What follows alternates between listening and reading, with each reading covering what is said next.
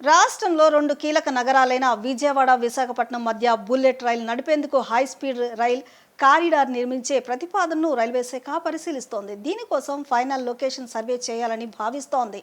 అలాగే విజయవాడ, కర్నూలు మధ్య నేరుగా రైళ్లు నడపడమే కాకుండా తక్కువ ప్రయాణం సమయం ఉండేలా చూసేందుకు సెమీ హైస్పీడ్ రైల్ కారిడార్ కూడా నిర్మించాలనుకుంటోంది. వీటితో పాటు మరో 6 మార్గాల్లో కొత్త రైల్వే లైన్ను నిర్మించడంపై దృష్టి పెట్టింది.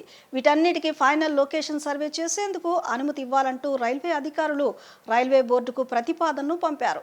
బోర్డు నుంచి క్లియరెన్స్ వస్తే వీటిపై ముందడుగు పడనుంది. కేంద్ర బడ్జెట్ ఆర్థిక శాఖ మంత్రి నిర్మలా సీతారామన్ ప్రకటించారు.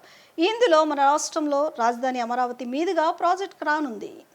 రాష్ట్రంలో 2 కీలక నగరాలైన విజయవాడ, విశాఖపట్నం మధ్య బుల్లెట్ రైలు నడిపేందుకు హైస్పీడ్ రైల్ కారిడార్ నిర్మించే ప్రతిపాదనను రైల్వే శాఖ పరిశీలిస్తోంది. దీనికోసం ఫైనల్ లొకేషన్ సర్వే చేయాలని భావిస్తోంది.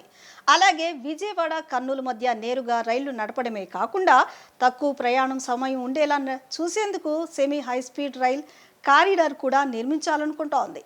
వీటితో పాటు మరో 6 మార్గాల్లో కొత్త రైల్వే లైన్ను నిర్మించడంపై దృష్టి పెట్టింది. వీటన్నిటికీ ఫైనల్ లొకేషన్ సర్వే చేసేందుకు అనుమతి ఇవ్వాలంటూ రైల్వే అధికారులు రైల్వే బోర్డుకు ప్రతిపాదనను పంపారు. బోర్డు నుంచి క్లియరెన్స్ వస్తే వీటిపై ముందడుగు పడనుంది. కేంద్ర బడ్జెట్ ఆర్థిక శాఖ మంత్రి నిర్మలా సీతారామన్ ప్రకటించారు.